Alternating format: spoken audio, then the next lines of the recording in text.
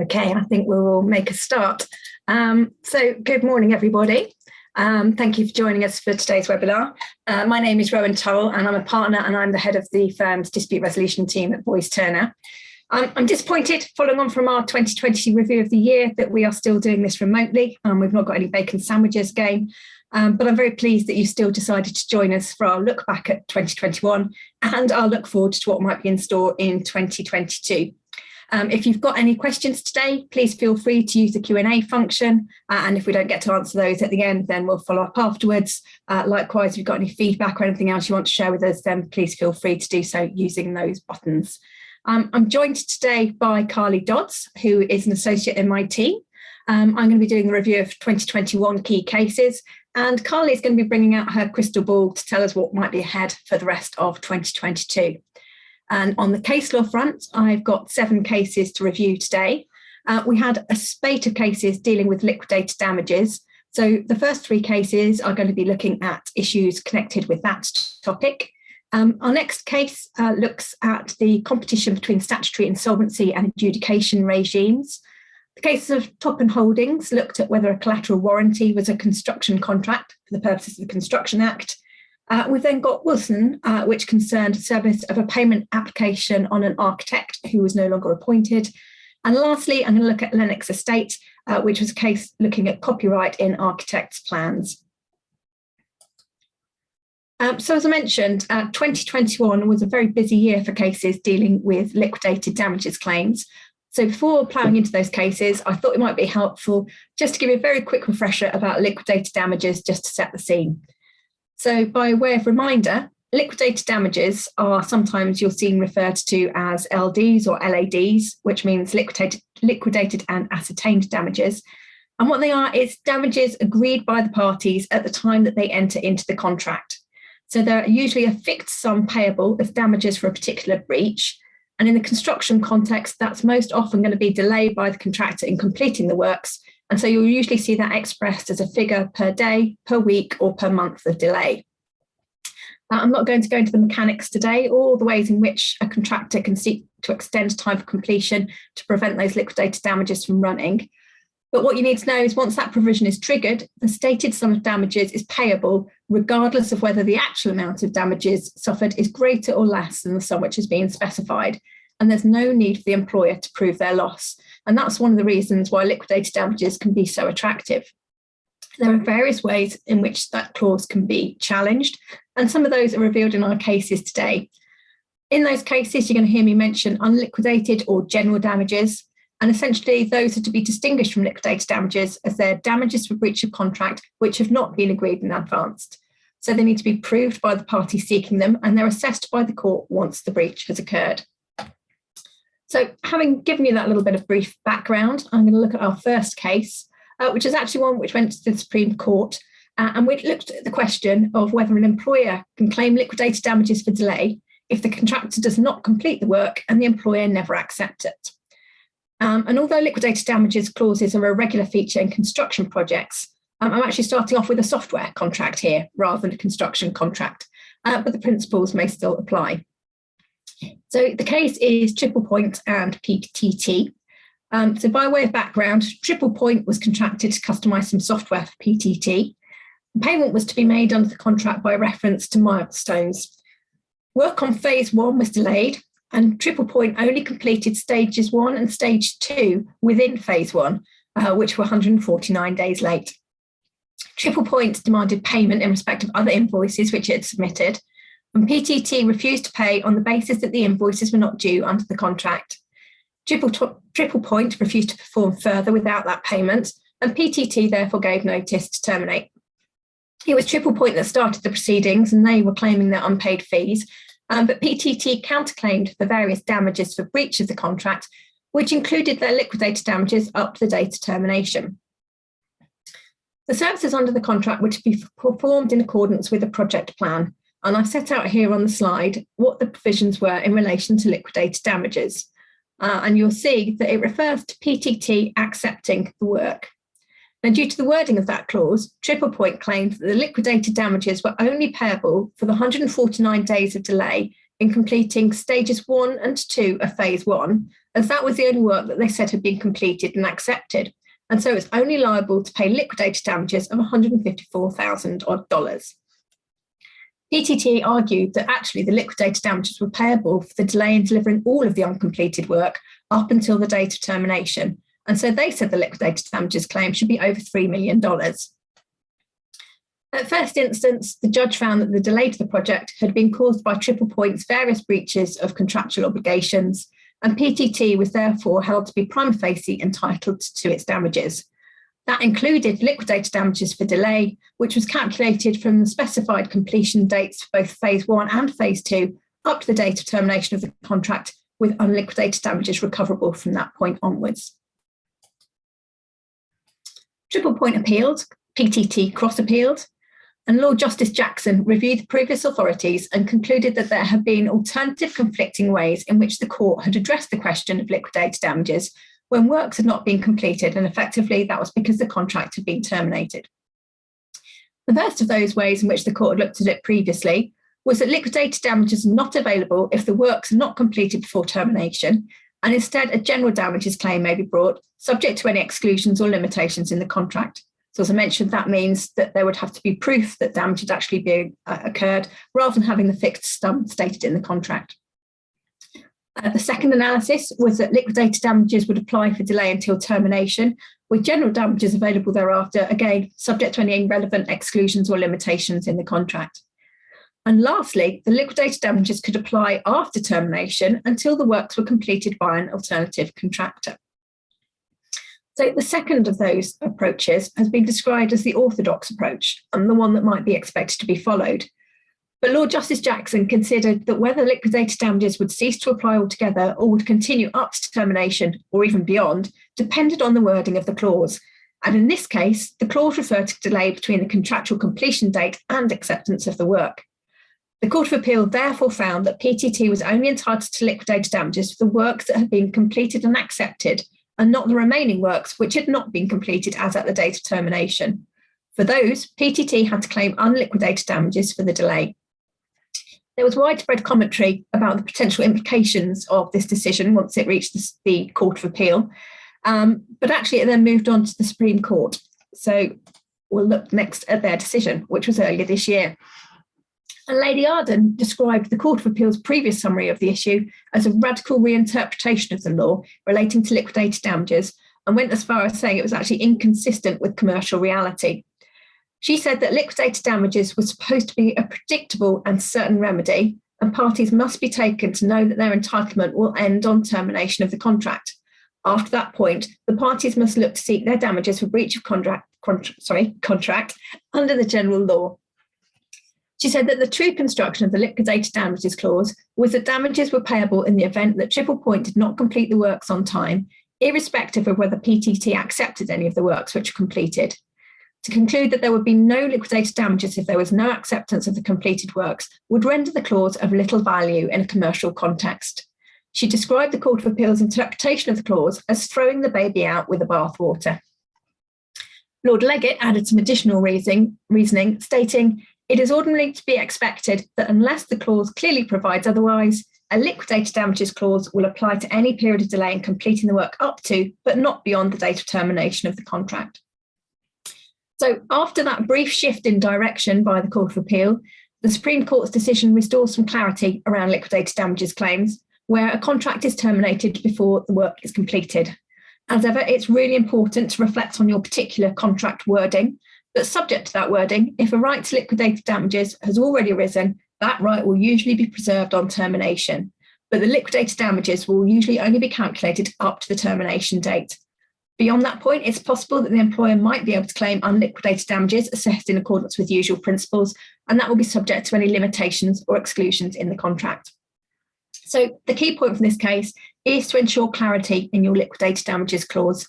If you want the position to be something other than the orthodox approach set out by the Supreme Court, then consider wording your clause very carefully and very clearly. So, as I mentioned, we have yet another case next on liquidated damages, and this one is the case of EcoWorld and Dobler. And in this One, there was a claim for declarations as to the proper construction and effect of the liquidated damages clause, where the employer had taken over just part of the works. What was to happen to the liquidated damages when the works were reduced, but the liquidated damages were not reduced to take into account that partial possession? Dobler was engaged by EWB to carry out work which included 3 residential blocks, which were known as A, B, and C. The works were not completed by the completion date, which had already been varied by agreement between the parties. And then some 6 weeks after the revised completion date, EWB took over blocks B and C, but didn't issue a practical completion certificate. And it was not until some 6 months or so later that practical completion was actually certified. I've included a clause 2.32.1 on the slide, which dealt with the liquidated damages. The contract also allowed for EWB to take over part of the works prior to practical completion on giving notice to Dobler. EWB issued proceedings and it sought determination from the court on the questions as follows. Are the liquidated damages provisions in clause 2.32.1 void and or unenforceable? And if so, is EWB entitled to claim general damages for delay? And if so, are any recoverable damages limited by reference to the provisions of clause 2.32.1?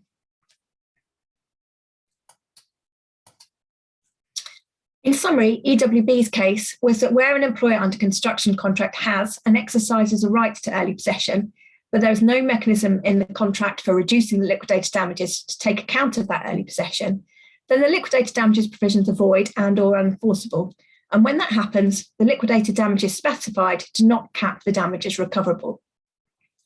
Dobler's case, in essence, was that there was a discretion in the clause to deduct a lower rate, and so the clause was not a penalty. And if it was unenforceable, the liquidated damages provision still acted as a cap on the damages. The judge looked first at whether clause 2.32 was on its true construction penal and or unenforceable. The clause provided for liquidated damages in the event of failure to complete the works by the relevant date for completion of the works. The works were for blocks A, B, and C, and those works were to be completed within one timescale with no sectional or separate completion dates for each blocks. EWB was also entitled to take over part of the works prior to practical completion. And in those circumstances, Dobler's liability was to pay liquidated damages, subject to any extension of time, for all 3 blocks if the works were not completed by the completion date. In response to EWB's arguments that that clause was therefore a penalty, the judge considered the tests set out in the Supreme Court's decision in Cavendish Square and McDessie.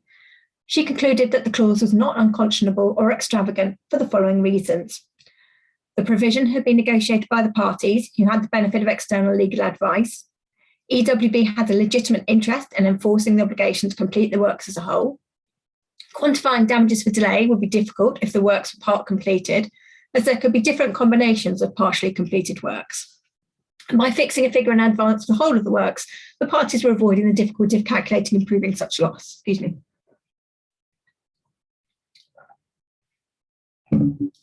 The clause provided for a grace period of 4 weeks and a maximum liability of 7% of the contract value.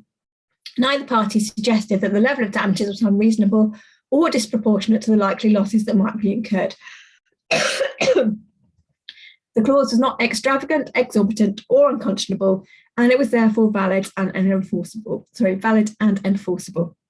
Apologies, my voice is starting to go. Unfortunately, I've got COVID, and it's going to hopefully not affect my voice too much. The second question, which I set out on my first slide on this case, did not need to be answered by the judge in light of her conclusion on the first issue. However, as it had been argued before her, she considered the point and gave her view, although that was not binding. The question was, if she had found the clause to be unenforceable, should the general damages payable nonetheless be capped at the level of the liquidated damages that would have been payable? And there was that 7% cap in the liquidated damages clause.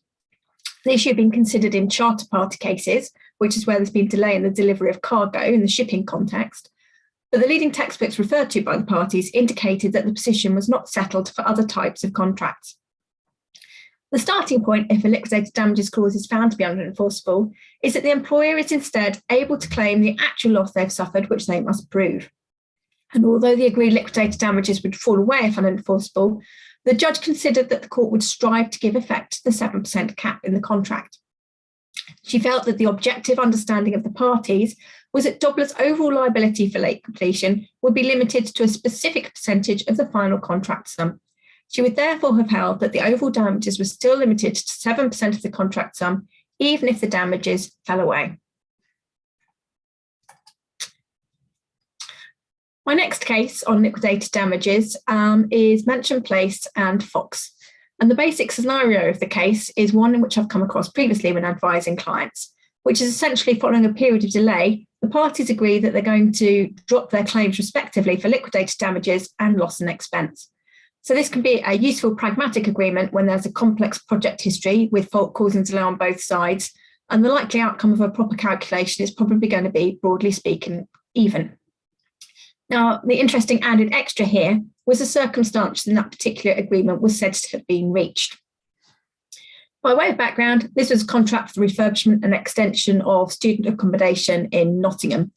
The project was delayed, and the contractor Fox argued that there was a limited impact of COVID, but to a greater extent, the delay had been caused by the developer's failure to give possession of the site at the relevant time and to clear it of students. The developer, Mansion, said it was because Fox had failed to progress the works and to commit sufficient resources and labour. Fox argued that during the course of a conversation in October 2020, it had been agreed with Mansion that Mansion would forego any right to claim claim liquidated damages, and Fox would drop its claim for loss and expense. The court proceedings were issued by Mansion to seek a declaration that no such agreement had been reached. There were various issues in relation to delay notices and non-completion notices, but I'm not going to touch on those for today. I'm just going to look at this alleged agreement. Now, the conversation in question was initiated by Mr. Ramanathan of Mansion, who sent a text message to Mr. Kite of Fox with a view to fixing a time to speak. Mr. Kite responded to say that he would be free to speak, but he would be driving. And Mr. Ramanathan's response was, I will be driving too, so we'll call you. It's nothing heavy, just want to agree a way forward without all the legal stances. There was no dispute that conversation then subsequently took place, that both men were driving while it took place using hands-free mobiles, that it had lasted less than 10 minutes and was cordial. But the issue was whether anything had actually been agreed during the course of that conversation. Now, for obvious reasons, neither of them made a note during the call, and neither of them had made a written record immediately afterwards. The judge therefore undertook a task which he described as looking at the witness's evidence through the prism of contemporaneous documents, of their subsequent actions, of those events which are accepted or clearly demonstrated to have happened, and of inherent likelihood. To the extent that the contemporaneous documents that he saw showed a picture different to the recollection of a witness, he said that the contemporaneous document was likely to be more accurate. Now, it's important to bear in mind that in carrying out this task, the judge also acknowledged one of the difficulties of witness evidence, and that is where a witness can genuinely but mistakenly recollect events as having happened in a particular way. He considered whether there were objective factors in favour of either of the parties' cases, and he said there were three objective factors in favour of Mansion's claim that the agreement was not reached. In broad terms, these were that their conduct after the conversation, and this was in particular, the agreement was not mentioned in any of their internal documentation, and they continued to prepare a liquidated damages claim. They argued as well that the agreement was commercially unrealistic, given that the liquidated damages claim was a powerful weapon for them to use to get the works completed. But the judge noted that the dropping of the claim might be seen as a price worth paying to get the project completed, rather than the contractor leaving site or deliberately delaying the works. Lastly, Fox's own correspondence did not expressly refer to a definitive agreement, but instead to Mansion wanting to conclude the project amicably. They did not clearly say to Mansion that they thought there had been an agreement until just over a month after the conversation had taken place. And Mansion argued that if the agreement had been reached, as they argued, they would have expected Fox to have said something sooner. On the other side of the balance, the judge took into account that Mr. Kite of Fox had a conversation with a consultant who was assisting Fox a few days after the discussion with Mr. Ramanathan. That consultant subsequently emailed Mr. Kite in the context of preparing a response to go back to Mansion, and that email set out his understanding of the agreement, which was consistent with Fox's position. The judge considered how the consultant had come to that understanding and concluded that was because what Mr. Kite had told him. It didn't necessarily mean that Mr. Kite's understanding of the conversation was correct, but it did show that his evidence was in line with the recollection he had shared with the consultant shortly after his conversation with Mr. Ramanathan. Although Fox's internal correspondence did not initially refer to a definitive agreement, it did indicate an understanding that the conversation had brought about a change and that change was good news. Fox set out its case that there had been an agreement in a letter dated the 16th of November 2020. Mansion did not rebut that suggestion in its response. The judge did not find that that was an admission, but it did mean Mansion couldn't argue that it had made a forceful response that Fox's position was wrong. Lastly, the judge also considered whether Mr. Kite might just simply have got the wrong end of the stick during the conversation. However, he concluded that that level of misunderstanding that would be needed in relation to such an important issue was unlikely. So, in conclusion, the judge found that there was a conversation along the lines advanced by Fox, and so there was a binding agreement by which Mansion agreed to forego its liquidated damages claim. So, what can we learn from this particular case? Firstly, be very careful about what you agree in telephone conversations. Although it will not always be the case, it is possible to reach an agreement such as this, which is binding in the course of a telephone conversation, however informal that discussion may appear to be, and whether or not you intended when you started that conversation to reach such an agreement. If you're going to be having a really important call, then consider whether doing so whilst driving is really going to allow you to focus sufficient attention on the call, and more importantly, to be able to recall accurately afterwards what was discussed. Now, I've highlighted in my previous talks the importance of record keeping. Judges are increasingly placing weight on contemporaneous documents to assess the accuracy of witnesses' recollections, as I mentioned earlier in this case. So if you do have a conversation like this, don't forget to make notes of important calls, and where appropriate, consider sending a follow-up email to confirm your recollection of what was discussed. Lastly, although this agreement was found to have been reached in the course of a telephone call, don't forget that some agreements may contain terms that expressly require certain matters to be agreed in writing or for a particular process to be followed within the contract. So on the flip side, don't always assume that a conversation will be sufficient to reach a binding agreement. Make sure you check your contract and see what needs to be done if you want a particular situation to be binding. So that concludes our liquidated damages spate of cases. My next one is the case of John Doyle and Erith. For those of you who were with me for my review of 2020, you might recall that we dealt with the first instance case of this decision, but it went to the Court of Appeal in October of 2021, making it a rejoiner for this year's review. By way of background, this was a case that stemmed from a contract for landscape works at the Olympic Park, where JDC carried out hard landscaping works. Unfortunately, it didn't survive long enough to see the Olympic opening ceremony, as it went into administration in June 2012 and then went into creditors' voluntary liquidation in June 2013. However, it wasn't until June 2018 that JDC started an adjudication seeking recovery of some £4 million, following which it was awarded approximately £1.2 million. There was another gap in time, as several years later in April 2020, it took the step of seeking the enforcement of the decision by way of summary judgment. Now, in this particular case, the liquidator had not offered any undertakings to ring-fence any money that might be paid. There was a letter of intent from a bank to issue a letter of credit, but the court wasn't happy with that. And there was also an after-event insurance policy, which it was argued provides security in respect of adverse costs. Again, the court didn't consider that that was going to be adequate security. There was therefore a real risk that if summary judgment was granted, Erith would not have security for its cross-claim, and so the application for summary judgment was refused at first instance. JDC appealed to the Court of Appeal, and the main issues really centred around whether the judge had considered the alternative offers of security that JDC argued that it had given. Now, those issues are fairly fact-specific, so I'm not really going to focus on those today. Instead, I'm going to look at what Lord Justice Coulson described as lurking in the shadows of the appeal, and that is whether a company in liquidation with an adjudication on its final account in its favour, but facing a set-off and counterclaim, is entitled to summary judgment to enforce that decision. JDC argued that the Supreme Court's previous decision in Brescoe and Lonsdale meant that a company in liquidation was entitled to summary judgment to enforce an adjudicated decision in these circumstances, regardless of whether the other side's set-off and counterclaim had been finally determined. Lord Justice Coulson considered this was a potentially important issue in the interrelated worlds of construction law, insolvency, and adjudication. Strictly speaking, he didn't need to address it because of his decision on the other points, but he said it would be unhelpful to duck the point altogether. Now, there's been a lot of discussion in the cases that have dealt with this issue about the interaction and the potential for conflict between the statutory insolvency provisions, which deal with the set-off of claims and cross-claims, and the provisions of the Construction Act and how that allows parties to adjudicate. I'm not going to dwell on the finer points of those arguments. The key question you probably want to know is what happens if an insolvent company wants to adjudicate.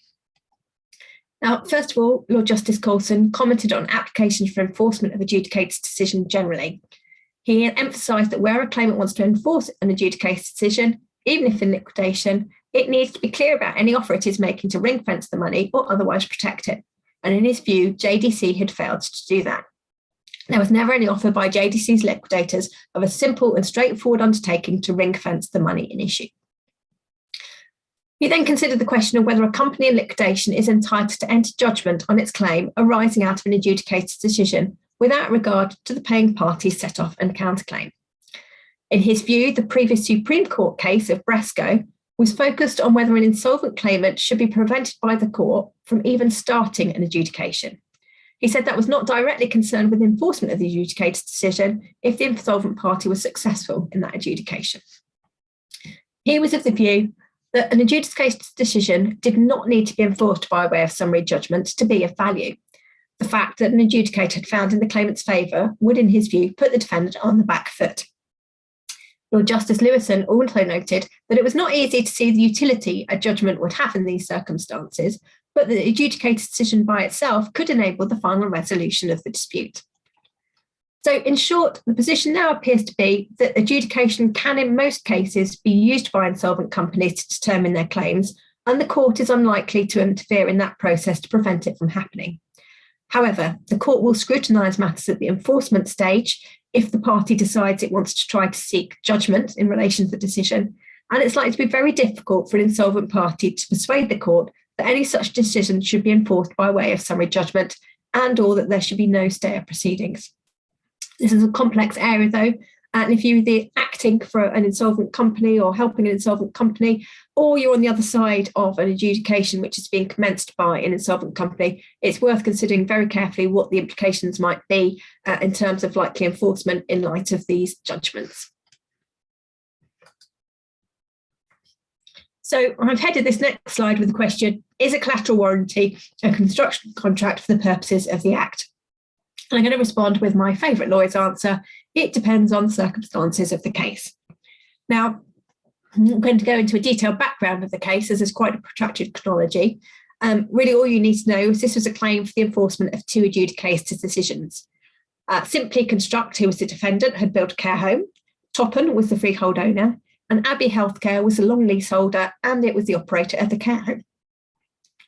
Following the completion of the project, Toppen discovered that there were various fire safety issues, and they engaged alternative contractors to carry out the remedial works. Simply Construct being required to issue a collateral warranty in Abbey's favour, which warranted, amongst other things, that it had performed and it would continue to perform diligently its obligations under the building contract.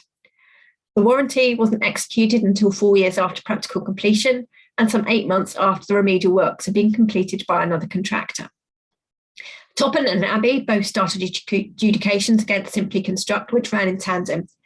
Abbey's adjudication was seeking damages for loss of trading profit, and it was successful in that adjudication and was awarded just over £900,000. Simply Construct didn't pay, and so both Toppen and Abbey started enforcement proceedings to enforce their respective decisions. I don't need to deal with Toppen's enforcement for today, but for the purposes of Abbey, Simply Construct argued that the collateral warranty on which the adjudication had been based was not a construction contract for the purposes of the Act, and there was therefore no right for Abbey to adjudicate. There have been previous cases where a collateral warranty has been found to give rise to a right to adjudicate, and here the judge considered that there are two scenarios that can arise. Firstly, where a contractor agrees to carry out uncompleted works in the future, that is a very strong pointer that the warranty is a construction contract giving rise to a right to adjudicate. Secondly, where the works have been completed and even latent defects have been remedied, a construction contract is unlikely to arise, and so there won't be a right to adjudicate. Here, the judge could not see how a collateral warranty executed 4 years after practical completion could be considered to be a contract for the carrying out of construction operations as required by the Act. He therefore concluded that there was no right to adjudicate in respect of the Abbey claim, and its claim for enforcement was unsuccessful. So the lesson to be learnt here is to consider carefully not just the wording of a collateral warranty, but also the timing of when they're executed if you're considering referring a dispute to adjudication. Getting it wrong can lead to substantial wasted time and costs if you end up with a decision that can't ultimately be enforced, as happened here. My next case is from Scotland, so it's not going to be binding on the English court, but I thought it was an interesting one to include. It's an issue that does arise from time to time. GWC were builders who were engaged by Mr. Wilson to build a house. Interim applications for payment were to be submitted to the architect/contract administrator, who was specified in the contract as WCP Architects. I set out the provision there for the replacement of the contract administrator, who had to be nominated within 14 days of the previous contract administrator ceasing to be appointed. In February 2020, GWC issued interim application number 14, and Mr. Wilson refused to make payment. No payment or pay less notice was given in respect of the application, so GWC commenced an adjudication.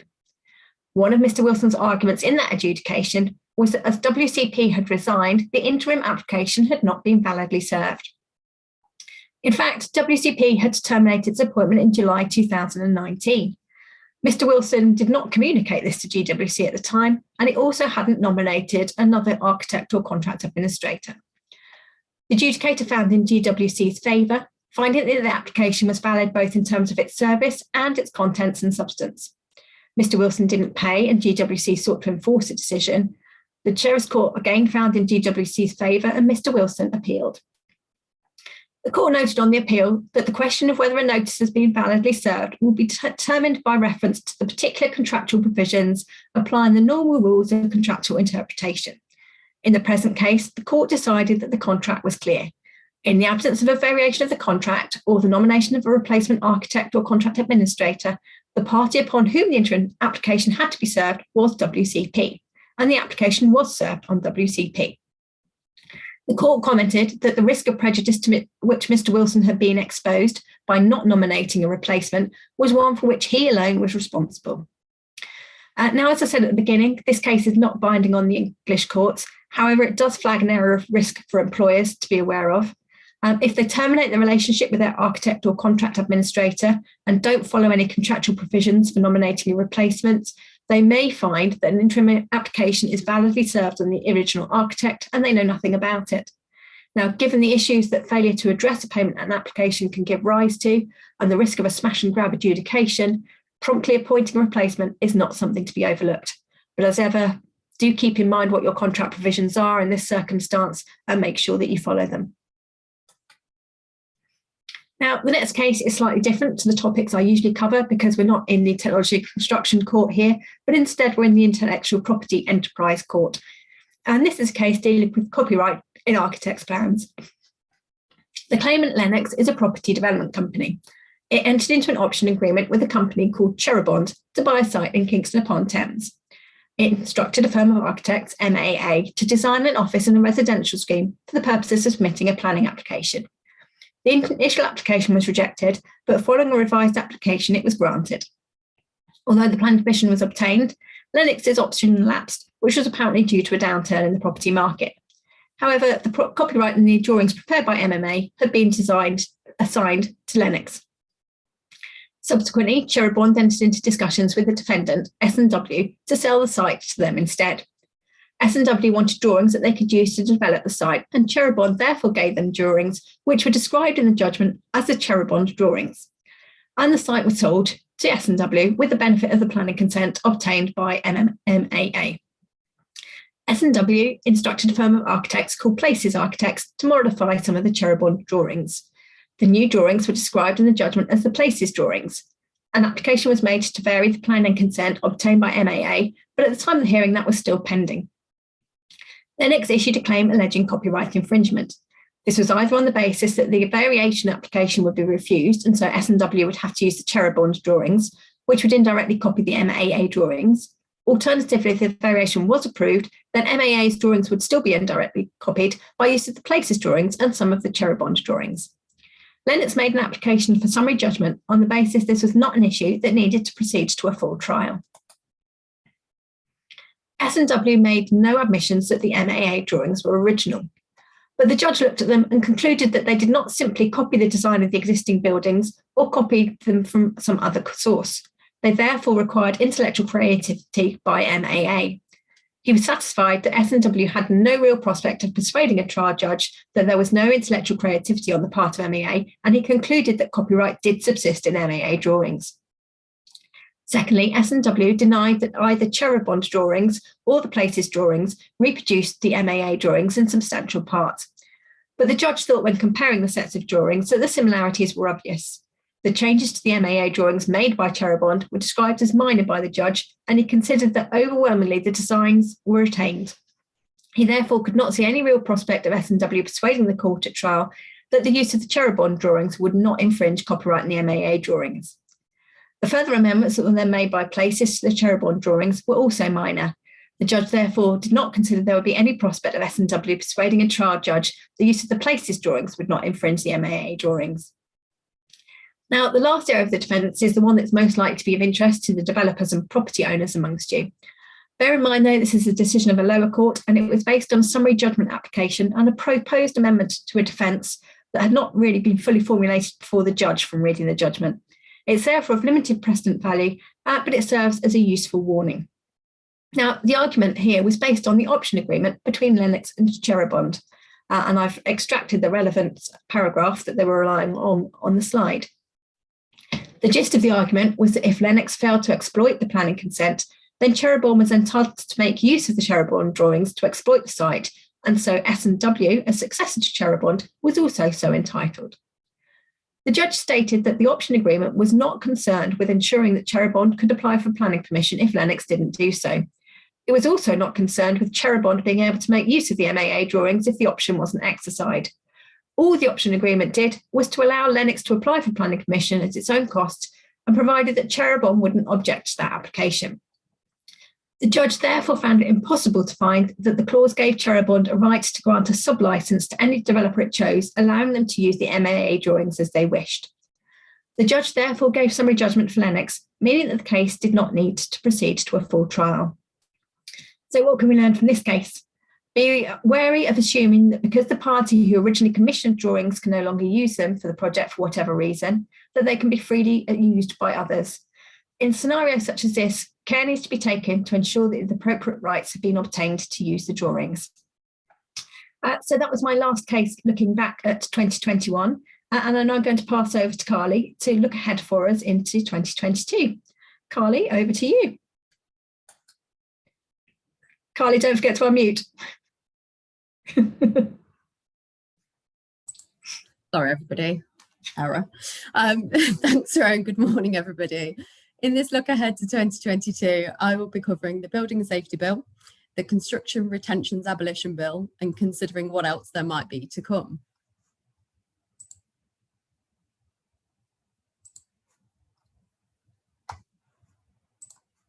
The first we'll focus on is the Building Safety Bill. When passed, it is likely to make significant changes across the construction industry in a number of different areas with the overall aim of increasing safety. The full title of the bill is a bill to make provision about the safety of people in or about buildings and the standard of buildings, to amend the Architects Act 1997, and to amend provision about complaints made to a housing ombudsman. The bill's been making its way through various stages in the House of Commons and was considered in further detail yesterday by the House. The bill will next be considered by the House of Lords.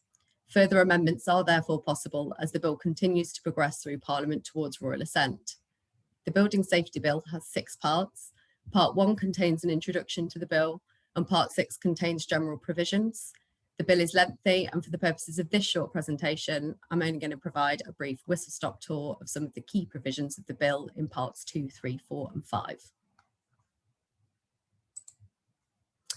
As the name suggests, the purpose of the bill is to improve building safety. Part 2 of the bill introduces a new building safety regulator and sets out its functions in relation to buildings in England. The bill establishes a building safety regulator within the Health and Safety Executive. The regulator must exercise its functions with a view to securing the safety of people in or about buildings in relation to risks arising from buildings, and with a view to improving the standard of buildings. The general functions of the regulator include the following: facilitating building safety in relation to higher risk buildings. The regulator must provide assistance and encouragement to residents of higher risk buildings, owners of residential units in higher risk buildings, and others, with a view to helping them in securing the safety of people in or about high risk buildings. Higher risk buildings are generally buildings in England that are at least 18 metres tall or have at least 7 stories. The regulator must keep the safety of people in or about buildings in relation to risks as regard those buildings under review, and also keep the standard of buildings under review. The regulator must also provide assistance and encouragement to persons in the built environment industry and regulated building inspectors, with a view to helping with their improving the competence of persons in that industry or members of that profession, as the case may be. Further, the regulator must exercise its powers to establish and maintain 3 committees. These are the Building Advisory Committee, the Residents Panel Committee, and the Committee on Industry Competence. These committees will give advice and information to the regulator. The Committee on Industry Competence will be concerned with the competence of persons in the built environment industry, and its functions will include monitoring, advising, and helping persons in the built environment industry to improve industry competence, as well as providing guidance to the public about ways they can assess competence in the industry. Moving on to part 3 of the bill, this deals with various amendments to the Building Act 1984, which include making the Building Safety Regulator the Building Control Authority in relation to any higher risk building in England or any proposed such building. This includes any work relating to a building in England that's not a high risk building, which causes it to become such a building, and any work relating to a high risk building in England that causes it to cease to be such a building. Next, a requirement for the Building Safety Regulator in England to establish and maintain registers of building control approvers and building inspectors. There will be an application process for registration and criteria to meet, and the registers will be made available to the public. The regulator will also prepare conduct rules for registered building inspectors and registered building control approvers. If, following an investigation, the regulator considers there's been misconduct, it can impose sanctions by making disciplinary orders, including payment of a financial penalty and cancellation of registration, for example. Just to note also that impersonation of a registered building inspector or building control approver will be a criminal offence. Plus, registered building control approvers have limitations on certain activities and functions which they can only do through or with the advice of a registered building inspector, failure of which is also a criminal offence. Building regulations may require certain appointments to be made in relation to any work. For the purpose of aiding compliance with building regulations, duties may also be imposed on appointed persons in connection with the planning or management of the work. Building regulations may also impose competence requirements on appointed persons relating to the skills, knowledge, experience, and behaviours of an individual, for example. There are new provisions relating to compliance and stop notices. If it appears to the Building Control Authority that a person has contravened or is likely to contravene certain building regulations, a compliance notice can be given. The Building Control Authority may give a stop notice to a person appearing to the authority to be in control of any work if it appears to the authority in given circumstances that building regulations are being contravened. A breach of a compliance or stop notice is a criminal offence. A person who contravenes building regulations also commits an offence, but building regulations may provide that this does not apply in relation to certain provisions. An important change is the proposed amendment to the time limit for notices requiring removal or alteration of non-compliant work in respect of building regulations. Rather than not being allowed to give a notice after the expiration of 12 months from the date of completion of the work, the amendment proposes that a notice is not allowed to be given after the expiration of 10 years from the date of completion of the work. Finally, the bill establishes the principle of a levy on applications for building control approval in respect of higher risk buildings. This levy is for the purpose of meeting building safety expenditure incurred by the Secretary of State in providing financial assistance to persons to enable them to improve the safety of persons in or about buildings in England. There will be separate regulations made setting out precisely how this will operate, including further detail about the amount of the levy and by whom it must be paid.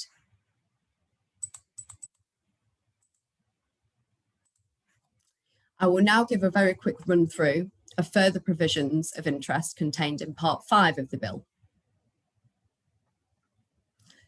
One change that may be of importance to many of you is the proposed amendment to the Defective Premises Act 1972. This already contains a duty in relation to the provision of dwellings. This is a duty to see that work taken on is done in a workmanlike or professional manner with proper materials so that a dwelling will be fit for habitation when completed. The bill extends this duty in scope to also apply to works generally, not just in connection with the provision of dwellings. Perhaps most significant is the change to the Limitation Act 1980. The period to bring a claim under the Defective Premises Act is extended from 6 to 15 years, and in relation to the provision of a dwelling duty mentioned a moment ago, this will apply retrospectively. A new Homes Ombudsman scheme is to be established. This will allow owners of new builds to make complaints against developer members, and these will be investigated and determined by an ombudsman. There is likely to be a code of practice in relation to the standards of conduct and quality expected of members, a developer's code of practice. Moving on to construction products, detailed regulations are to be made by the Secretary of State relating to the marketing and supply of construction products in the UK, which will be known as the Construction Products Regulations. There is also further provision about fire safety, amending the Regulatory Reform Fire Safety Order of 2005, including a requirement for responsible persons under that order to cooperate with accountable persons. The Architects Act 1997 is amended, including provision allowing disciplinary orders to be shown in the register for registered persons. There are also provisions allowing social housing complainants to escalate a complaint to the Housing Ombudsman Service directly once they've exhausted their landlord's internal complaints procedure. As I said, this is just a whistle-stop tour, but you'll see there's potentially a lot of changes afoot depending on the final version of the bill that ends up being enacted. Now we will consider the Construction Retentions Abolition Bill. You may recall that there have been several attempts in recent years to abolish the use of retentions payments in the construction industry.